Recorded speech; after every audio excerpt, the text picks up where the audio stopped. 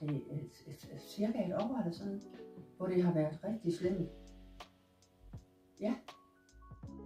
Det har jeg været siden 2018. Ja. I perioder, sådan, hvor jeg fik svømmelighedsanfald 2 til 3 gange om ugen. Af varighed 5 til 8 timer.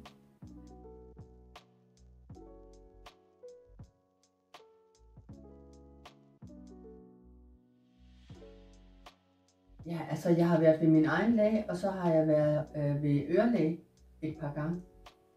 Og så har jeg selvfølgelig også gået ved en fysioterapeut, hvor jeg fik massage, men det har overhovedet ikke nogen effekt på min svimmelhed. Jamen, altså jeg har været igennem et 12 måneders genoptræningsforløb i kommunalt regi, inden jeg kommer hertil.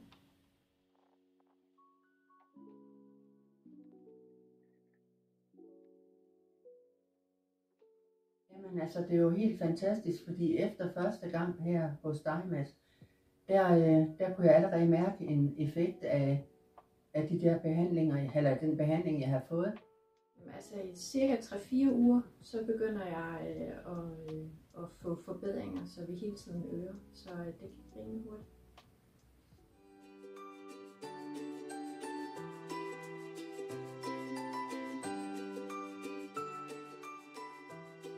Jeg har det bare super godt, altså. Havde jeg vidst det her for et år siden, altså så var jeg kommet noget før. Så nu deltager jeg med glæde i nogle sociale arrangementer, fester og lignende.